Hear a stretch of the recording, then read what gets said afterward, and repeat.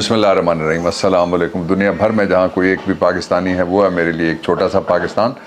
मुस्लिम उम्मा अल्लाह रब्बुल इज़्ज़त आपको अपनी हिफ्ज़ व अमान में रखे और आलम इंसानियत कुल आलम की खैर। 3 दिन से 7 लोग बैठे हुए हैं।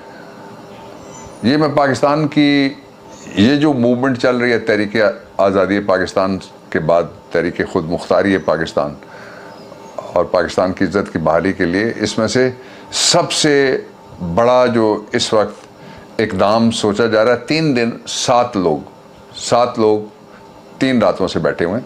और ख़बर ये चलवाई गई जो उनके अपनी मर्ज़ी के टॉप 2 चैनल्स हैं उनमें से एक को चूज़ करके ख़बर ये चलवाई गई कि बगावत का मुकदमा, सेडिशन का मुकदमा इमरान खान के ख़िलाफ़ बनाने के लिए वहाँ पे गुफ्तगू हो रही है। ये माहौल बनाया जा रहा है, इसको कहते हैं वाटर टेस्टिंग कि किस तरह का रिएक्शन सामने आएगा। एक बात जो वो भूल के ये सारी एक्सरसाइज कर रही है इम्पोर्टेड गवर्नमेंट और उसके जो भी पैरोकार और सहूलतकार इसमें शरीक है, मैं सबको मुखातिब करके थोड़ा सा उनको मैं मुतवज्जो करना चाहता हूँ। एक हाईएस्ट अलर्ट लेवल जो रियासत पाकिस्तान के लिए इससे पैदा होना है, मैं वो आपको बता देता हूँ। मिसाल के तौर पे पर्चा हो गया, इमरान खान के ख़िलाफ़ पर्चा हो गया। वो पर्चों से नहीं डरता। मैं 2 दिन रह के और जो पेशावर हाई कोर्ट के चीफ जस्टिस साहब थे उनके पास मैं लेके गया इमरान खान को। सुबह हम गए दोनों और रजिस्ट्रार के ऑफिस में जाके उन्होंने वहाँ गुफ्तगू हो रही थी तो मुझसे कहने लगे कि मैं यहाँ आया हूँ। तो मैंने उनको कहा कि आप सैयदना उमर रज़ियल्लाहु ताला अन्हु और सैयदना अली करमल्लाहु वजहुल करीम उनको ज़हन में लाएं कि आप किन की सुन्नत पे चल रहे हैं। और एक तरफ वो है जो भागा हुआ है, मुल्क से दवाई लेने के लिए गया था, पूरा टब्बर भी भागा हुआ है। वो सरकारी खर्च पे वो और उसके बेटे और इम्पोर्टेड के बेटे और बेटियां और ख़ानदान, ये सरकारी आपका खर्च आपके पैसों से जाके ये कभी टर्की में और कभी किसी और जगह आपको नज़र आते हैं कि वहाँ बैठे हुए कुर्सियों के ऊपर। मिडल ईस्ट के दौरे में भी यही हुआ था। ये एक बात जो मैं आपको वाजे कर दिया मैंने। दूसरी बात मैं जो वाजे करना चाहता हूँ वो ये है कि फ़र्ज़ करें इमरान खान के ख़िलाफ़ सेडिशन का ये सेक्शन है ताज़रात पाकिस्तान का एक 124, ये पड़ी हुई मेरी टेबल के ऊपर, 124 के नीचे या 124A के नीचे वो पर्चा करते हैं। इसमें बताने की कोशिश की जा रही है कि इसमें उम्र कैद है, ये भी गलत है। लेकिन फ़र्ज़ करें कि ये सारा कुछ हो जाता है, एक पर्चा हो गया, तो वो पर्चा किस किस को करने की इजाज़त है ये मैं वादे करना चाहता हूँ। वो पर्चा 124 आप निकाल के देख लीजिए। पहला तो ये है कि अगर वो पर्चा होगा 124 का होगा तो वो उसमें कंप्लेनेंट या सदर होगा और सूबे का गवर्नर होगा। फ़र्ज़ करें उन्होंने सूबे के गवर्नर से करवा दिया, तो फिर जो आइन का आर्टिकल 7 है वो इनटू प्ले आता है, जहाँ पे रियासत की डेफिनेशन लिखी हुई है। रियासत में पार्लियामेंट प्रोविंशियल भी शामिल है, मरकज़ी भी शामिल है। रियासत में जो वफाकी हुकूमत है शामिल है, प्रोविंशियल हुकूमत भी शामिल है। तो इसलिए अब मैं ये दूसरी बात वाज़ेह होगी। तीसरी बात मैं जो आपको वाज़ेह करना चाहता हूँ वो ये कि फ़र्ज़ करें इमरान खान के ख़िलाफ़ पर्चा होता है और गवर्नमेंट ऑफ KPK ये डिसाइड करती है कि आर्टिकल 7 के मुताबिक चूँकि हम भी एम्पावर हैं इसलिए वो अपने स्पीकर को कहती है या अपने किसी मिनिस्टर को कहती है या कोई मिनिस्टर उठ के खुद चला जाता है थाने, तो वहाँ एक पर्चा तो वहाँ भी हो जाएगा। इसका मतलब ये हुआ कि वफाक में बैठा हुआ जो वज़ीर आज़म है वो एक सूबे के अंदर नामजद FIR का मुलजिम हो जाएगा, इम्पॉर्टेंट। वैसे तो उनको नामजदगी से कोई फ़र्क नहीं पड़ता, उनको फ़र्द जुर्म से कोई फ़र्क नहीं पड़ता। उनको सिर्फ़ और सिर्फ अगर परवाह इस सारे निज़ाम के अंदर है तो मकसूद चपड़ासी की, जिसको वो बचाना चाहते हैं, इसलिए कि मकसूद चपड़ासी बचेगा तो वो एक ऐसा तोता है जिसमें उनकी मनी लॉन्ड्रिंग की जान है। अब फ़र्ज़ करें वो एक पर्चा हो जाता है। उन्होंने ये कहा हुआ है जो उनके जितने भी है ना वो कहते हैं ना बार्किंग डॉग्स सेल्डम बाइट, यहाँ तो there are people who are biting the people of Pakistan. Literally आपने देखा किस तरह से बच्चों के साथ वो मजालिम हो रहे हैं जिनको कोई साहिब औलाद यहाँ बयान भी नहीं कर सकता, और इतनी बड़ी तादाद में पर्चे किए गए हैं वो भी नहीं बयान किए जा सकते। उन्हें कल मैंने वहाँ चीफ जस्टिस साहब जो पेशावर हाई कोर्ट के उनके पास जब मैं आर्ग्यूमेंट्स दे रहा था अपने प्रिलिमिनरी जो प्रोटेक्टिव बेल हुई है, और उन्होंने 26 जून तक वज़ीर आज़म साहब को गिरफ़्तार ना करने का हुक्म जारी किया है, वो पूरे पाकिस्तान में एप्लीकेबल है जब तक वो 26 जून नहीं आती। तो मैंने उनको कहा कि अभी तो मैं ढूंढ रहा हूँ, बड़ी मुश्किल से 12 पर्चे हमने ढूंढे थे, पता लगा 13वां भी है, आखिरी रात को हमें पता लगा एक 14वां भी है। तो इसलिए मैंने कहा कि और पर्चे, तो उन्होंने ये इजाज़त दी और ऑबिटर डिक्टा इस पर जारी फरमाया कि उन्होंने कहा कि अगर कोई और हो तो फिर आ जाइएगा, मैं इसको एक्सटेंड भी कर सकता हूँ।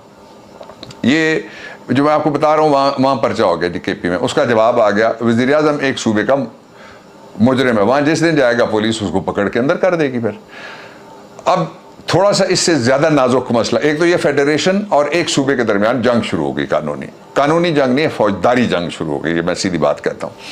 दूसरा, आप चलिए यहाँ से कि इनके, मैंने जिस तरह कहा ना, जो बाइट करने वाले हैं उन्होंने बाइट किया जो जीबी है, जीबी की नाजुक हैसियत है जिसको हमने एक अबूरी सूबे का दर्जा देने का ऐलान करके वहाँ पे गवर्नमेंट भी बनी हुई है, और वो दर्जा अब ये तो अकेले बैठे हुए वहाँ दे देना, एक दिन का काम है, लेकिन ये नहीं करेंगे। ये इसलिए कि ये मोदी के जा रहे हैं और ये उस तरह से सोचते हैं जिस तरह से बैरून मुल्क बैठे हुए उनके आका सोचते हैं। ये अपने, इनके पास कोई सोच नहीं। आपने देखे हैं उसके वीडियोस जो कहते थे ये बहुत ही कारीगर एडमिनिस्ट्रेटर और सारी दुनिया में बड़ा मशहूर है, उससे चला ही नहीं जा रहा था, खड़ा नहीं हुआ जा रहा था प्रोटोकॉल में। वो इस कदर नर्वस था कि उसको पकड़ के यूं घुमा रहे हैं तुर्क सदर कभी, और फिर उसको यूं घुमा रहे हैं तुर्क सदर। और ये जो कठपुतली आई अमेरिका की, उसका ये हाल आपने देख लिया। तो जीबी के वज़ीर आला को कहा गया कि आप इधर नहीं आ सकते, और उस पर इस्लामाबाद में जो जीबी का वज़ीर आला, उसके ऊपर 2 पर्चे हैं। He was here next to मी।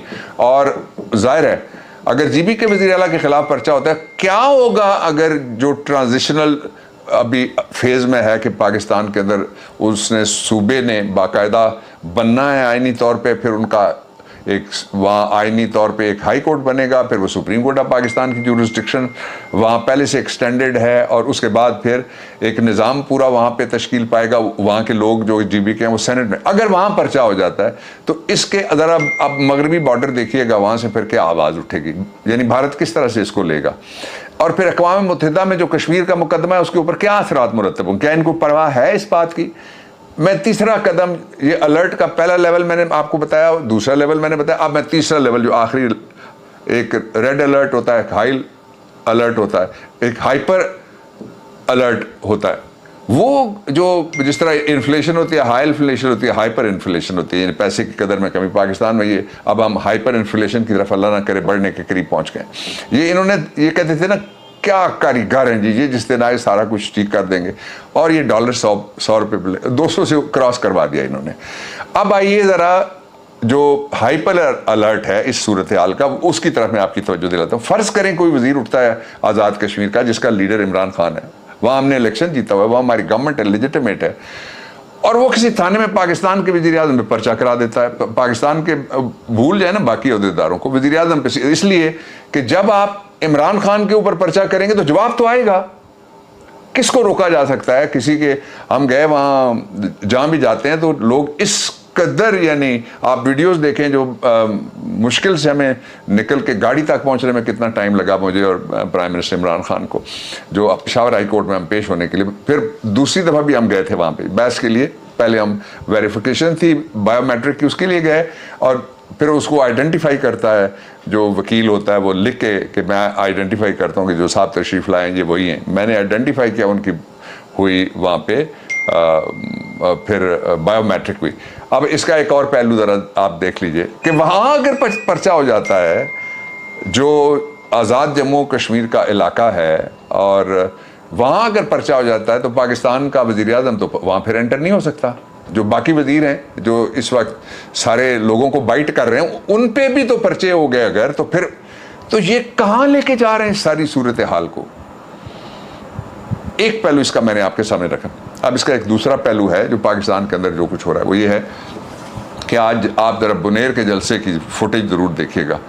एक समंदर है लोगों का, और पाकिस्तान में 3 महीने से मुकम्मल लफाफे, लफाफियाँ, टोकरे, टोकरियाँ, सारे के सारे वो इस मामले में, इस अवामी बेदारी की जो जुनूब मशरक़ी एशिया में सबसे बड़ी इस वक्त अवामी बेदारी की लहर चली हुई है। मुझे नहीं मालूम कि यूरोप में कोई ऐसी है, यूरोप वाले ज़रा बताएंगे मुझे। इंग्लैंड में कोई ऐसी मुहिम है मुझे आप बता दीजिए। कनाडा वाले मुझे बताइएगा ज़रूर, ऑस्ट्रेलिया वो भी बताएं, और अमेरिका में, लैटिन अमेरिका में, मिडल ईस्ट में, मलेशिया में, जहाँ जहाँ पाकिस्तानी है, मेरा छोटा पाकिस्तान, बोलिएगा ज़रा, कमेंट ज़रूर कीजिएगा। क्या आपने इतनी बड़ी अवामी बेदारी की कोई लहर देखी है कि 1 महीने के अंदर तकरीबन 40 बड़े बड़े जलसे ऐसे कि अनप्रेसिडेंटेड होते किस तरह है कि प्राइम मिनिस्टर कहता है मैंने शांगला जाना है, कल आपने देखा, वो कहता है मैंने सुबह बुनेर जाना है, कल आज आपने देखा, कल फिर जलसा है जो बड़ा इंपॉर्टेंट है, इसलिए कि कल हम इसके अगले मरहले का, जिसके ऊपर पूरी तैयारी हुई है, आज की भी उसके ऊपर पूरा गौर व खोज मीटिंग